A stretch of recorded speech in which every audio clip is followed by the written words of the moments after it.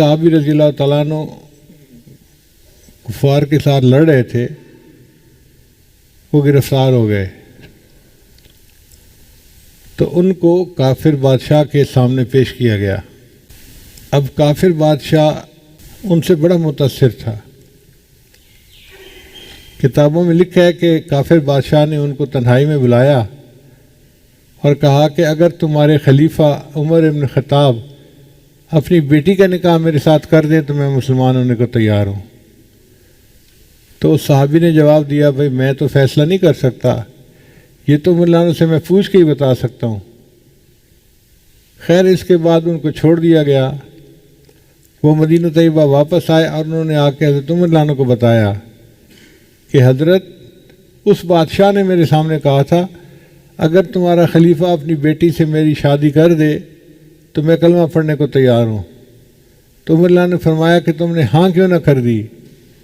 اے اللہ کہ امیر المومنین میں تو نہیں ہاں کر سکتا تھا، یہ تو آپ سے پوچھنا تھا، آپ نے بیٹی سے پوچھنا تھا، اگر رضامند ہوتی پھر نکاح ہونا تھا۔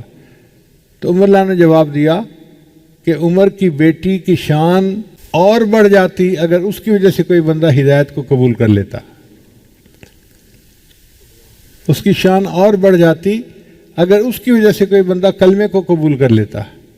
اس کا مطلب یہ کہ کلمے کو پڑھ لینا کسی بندے کا بہت بڑا عمل ہے۔ ہر ممکن کوشش کرنی چاہیے کہ لوگ کلمہ پڑھیں اور مسلمان بن جائیں، فردی طور پہ یا اجتماعی طور پہ۔ اس کے اثرات ضرور مرتب ہوتے ہیں، انسان کو نظر آئیں یا نہ نظر آئیں، اثرات ضرور ہوتے ہیں، پکی بات ہے۔ اللہ کے پیارے حبیب صلی اللہ علیہ وسلم مکہ مکرمہ کے لوگوں کو ہدایت کی طرف بلاتے رہے، ان میں سے کچھ نے بات مانی اور بہت ساروں نے نہیں مانی۔ تو نبی علیہ السلام کے دل میں خیال آیا طائف کے لوگ میرے رشتے کے اعتبار سے ماموں ہیں، تو میں ان کے پاس جاؤں، ہو سکتا ہے کہ وہ رشتہ داری کا خیال رکھیں اور وہ میری بات کو قبول کر لیں، تو پھر مکہ والوں کے لیے بھی دین قبول کرنا آسان ہوگا۔ چنانچہ نبی علیہ السلام طائف تشریف لے آئے، وہاں کے سرداروں سے بات کی۔ ایک نے کہا کہ میں تو آپ سے بات ہی نہیں کرتا، کسی نے کوئی جواب دیا، کسی نے کوئی جواب دیا، مگر ہدایت کو کسی نے نہیں تسلیم کیا۔ اب انہوں نے کیا کام کیا کہ ہم نے تو ان کی بات کو ریجیکٹ کر دیا ہے، اب یہ کہیں عوام الناس سے بات نہ کر لیں۔ تو انہوں نے لوگوں کو کہہ دیا کہ جن کو یہاں طائف کی بستی میں نہ ٹھہرنے دو، ان کو کوئی یہ بستی سے ہی چلے جائیں۔ عوام الناس نے بچوں کو ذمہ لگا دیا، جیسے کہتے ہیں نا کہ یہ دیوانہ آدمی ہے، اس کو یہاں سے چھٹی کراؤ۔ اب وہ بچے پیچھے لگ گئے اور انہوں نے پتھر پھینکے۔ سردی کا زمانہ تھا، نبی علیہ السلام نے موٹے کپڑے پہنے ہوئے تھے، پاؤں میں چمڑے کے موزے تھے۔ حدیث پاک میں آتا ہے کہ چمڑے کے موزے کے اندر خون بھر گیا۔ وہ جو پتھر لگے تو پتھر سے قطرے رستے ہیں نا خون کے، وہ خون کے قطرے رسے تو جو موزے تھے وہ خون سے بھر گئے۔ اب عرب کے دستور کے مطابق آئے ہوئے مہمان کو بٹھاتے ہیں، پانی پوچھتے ہیں، کھانا کھلاتے ہیں، مہمان نوازی کرتے ہیں، پھر اس سے رخصت کرتے ہیں۔ مگر یہاں تو ان لوگوں نے کسی چیز کا خیال نہیں رکھا، تو نبی علیہ السلام کا دل بڑا ٹوٹا، بڑا دل آزاری ہوئی۔ آپ صلی اللہ علیہ وسلم جب طائف سے باہر نکلے تو ایک انگور کا درخت تھا، انار کا بھی درخت یعنی باغ تھا، تو نبی علیہ السلام وہاں جا کے ایک جگہ بیٹھ کے کھڑے ہو گئے اور وہاں نبی علیہ السلام نے ایک دعا مانگی، اے اللہ میں آپ سے اپنی کمزوری کی اور قوت کی کمی کی شکایت کرتا ہوں۔ اے اللہ اگر تو راضی ہے تو مجھے کسی چیز کی پرواہ نہیں ہے، اور اے اللہ تجھے اس وقت تک منانا ضروری ہے جب تک کہ تو راضی نہیں ہو جاتا۔ میں تیرے چہرے کے اس نور کے طفیل مانگتا ہوں جس سے سب ظلمتیں روشن ہو گئیں۔ اتنی خوبصورت دعا ہے کہ انسان الفاظ کو پڑھتا ہے تو حیران ہوتا ہے۔ اب جب نبی علیہ السلام نے وہ دعا مانگی تو اللہ رب العزت نے نبی علیہ السلام کی تسلی کے لیے پہلے تو کھانے پینے کا انتظام فرما دیا۔ وہ جو باغ تھا وہ مکہ مکرمہ کا ایک بندہ تھا جو نبی علیہ السلام کو پہچانتا تھا، اس کا تھا، وہ اپنے باغ میں آیا ہوا تھا۔ اس نے دیکھا کہ یہ نوجوان تو مکہ مکرمہ کا ہے اور یہ یہاں آ کے کھڑا ہے، تو اس نے اپنے نوکر کو جو باغ میں کام کرتا تھا بلایا اور کہا کہ کچھ انگور اور انار لے کر جاؤ اور اس نوجوان کو دے دو، اس کو بھوک پیاس لگی ہوئی ہے۔ اس نوکر کا نام تھا اداس، وہ تھا تو عراق کا رہنے والا، لیکن کسب حلال کے لیے وہ گیا ہوا تھا اور مکہ مکرمہ رہ رہا تھا، طائف میں رہ رہا تھا۔ چنانچہ وہ ایک ٹوکری انگوروں کی اور انار کی لے کے آیا اور نبی علیہ السلام کی خدمت میں پیش کی اور کہا کہ جی اے مسافر، لگتا ہے آپ بہت تھکے ہوئے ہیں، آپ یہ کھا لیجئے۔ نبی علیہ السلام نے ان میں سے کچھ انگور لیے اور بسم اللہ الرحمن الرحیم پڑھی اور ان کو کھایا۔ اب جب اس اداس نے بسم اللہ الرحمن الرحیم کے الفاظ سنے تو بڑا حیران ہوا، کہنا کہ یہ الفاظ آپ کیسے بول رہے ہیں؟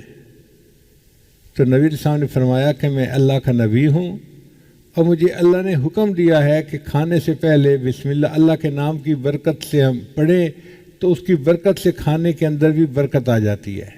پھر نبی علیہ السلام نے اس سے بات پوچھنی تھی، تو نبی علیہ السلام نے اس سے پوچھا تو کہاں کا ہے؟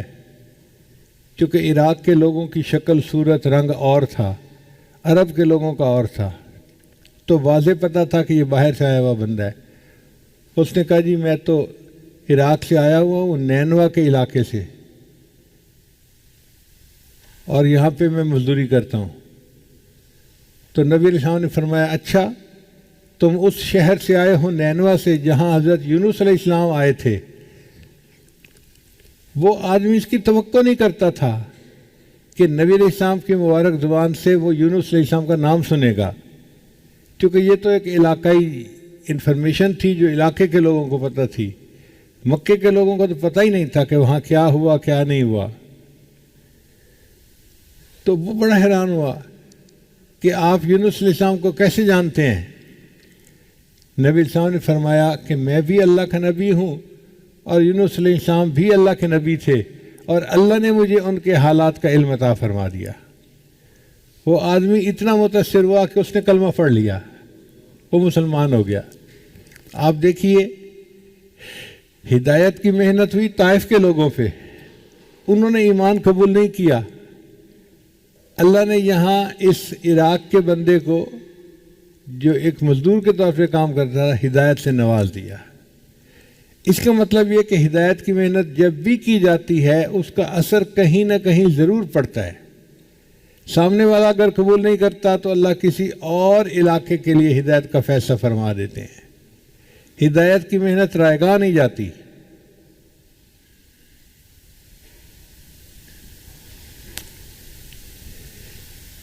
پھر نبی علیہ السلام کے پاس فرشتے آئے، انہوں نے کہا کہ جی میں فرشتہ ہوں جس کے پاس پہاڑوں کا انتظام ہے، اگر آپ مجھے حکم دیں تو میں ان دو پہاڑوں کو آپس میں ٹکرا دیتا ہوں اور یہ جو بستی کے لوگ ہیں ان کو درمیان میں پیس دیا جائے گا۔ تو نبی علیہ السلام نے جواب میں فرمایا کہ نہیں ایسا مت کرو، اگر یہ لوگ ایمان نہیں لائے تو مجھے امید ہے کہ ان کی اولادوں میں ایسے لوگ آئیں گے جو ایمان کو قبول کرنے والے بن جائیں گے۔ اور وہی ہوا کہ بعد میں ایک وقت ایسا بھی آیا جب طائف کے لوگ خود مدینہ آ کر مسلمان ہوئے اور ان کی اولادوں کو اللہ نے ایمان کے لیے قبول کر لیا، اور نبی علیہ السلام کی بات 100% سچ نکلی۔ پھر نبی علیہ السلام وہاں سے مکہ مکرمہ کی طرف چلے، مگر دل بڑا آزردہ تھا۔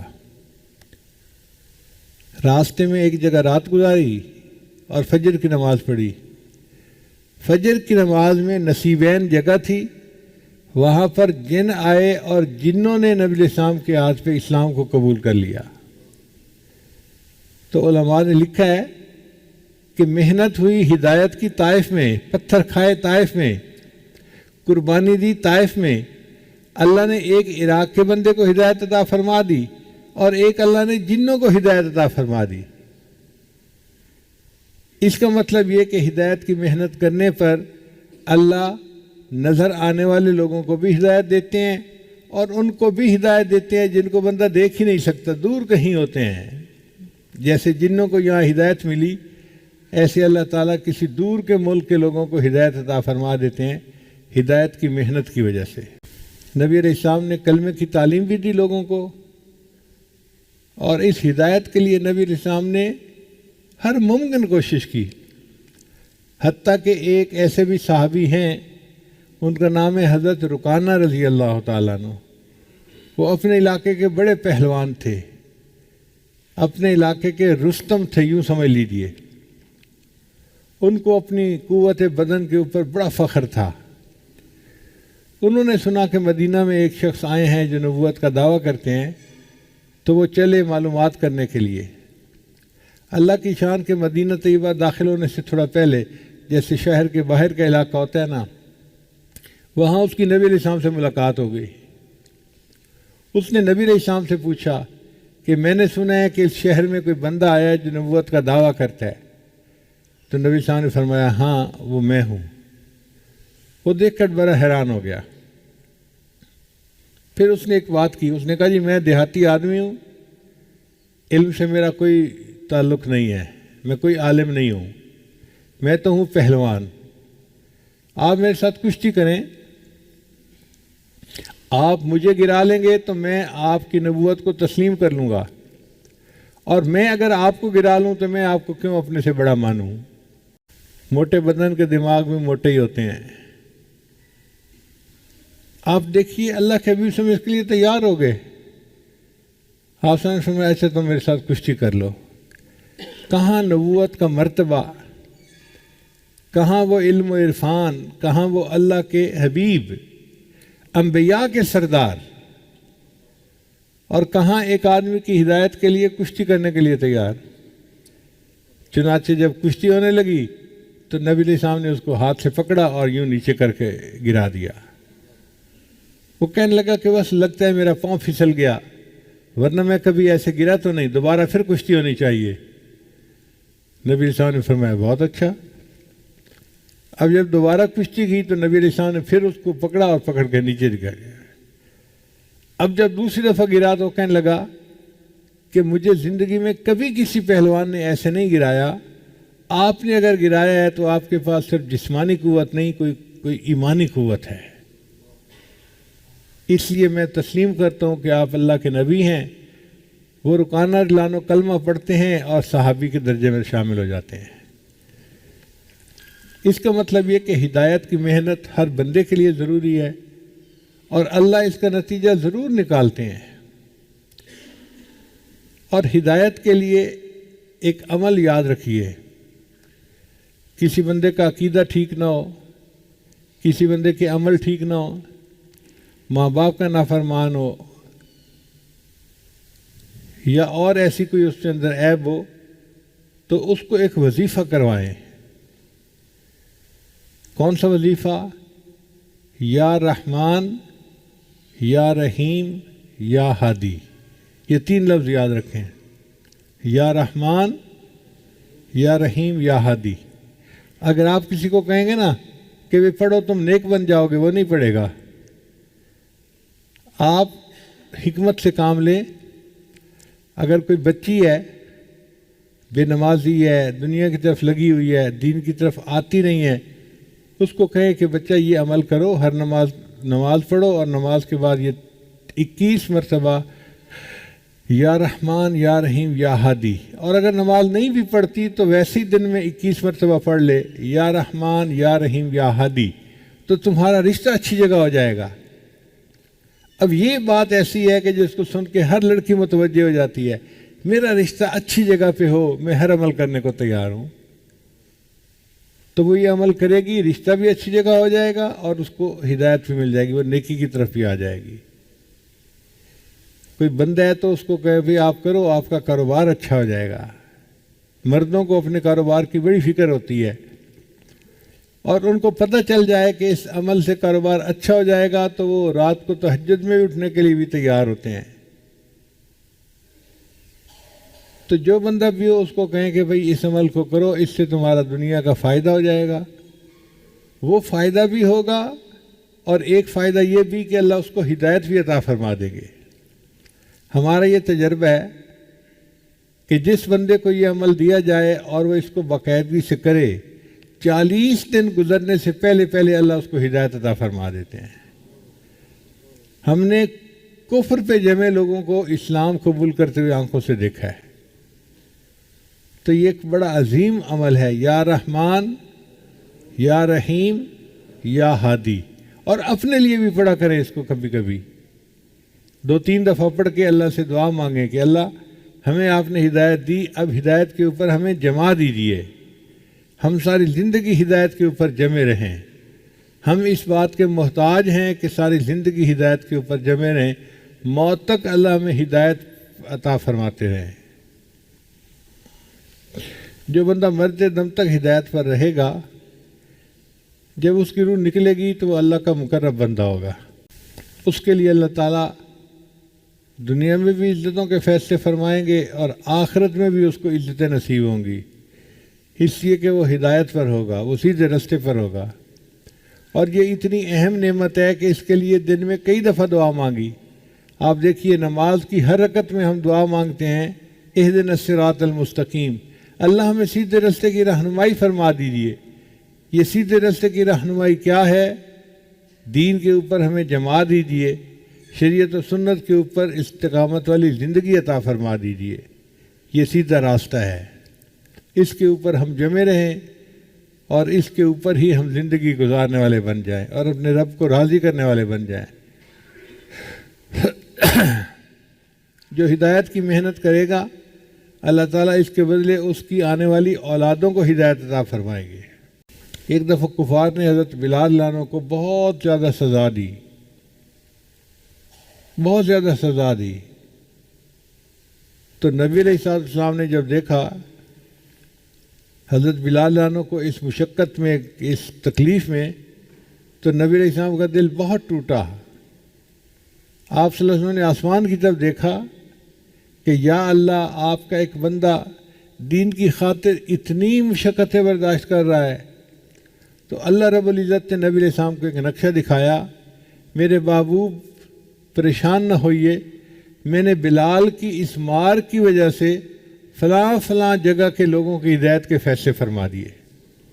بلال عنہ مار کھا رہے ہیں مکہ مکرمہ میں، اور پتہ نہیں پاکستان، ہندوستان، کس ملک کے لوگوں کے لیے اللہ نے ہدایت کے فیصلے فرما دیے تھے۔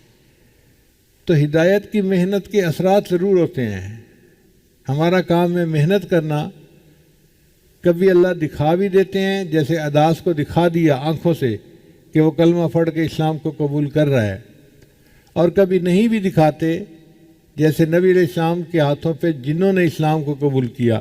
اب عام آدمی تو جنوں کو نہیں دیکھ سکتا، لیکن اللہ نے ان کو بھی ہدایت عطا فرما دی۔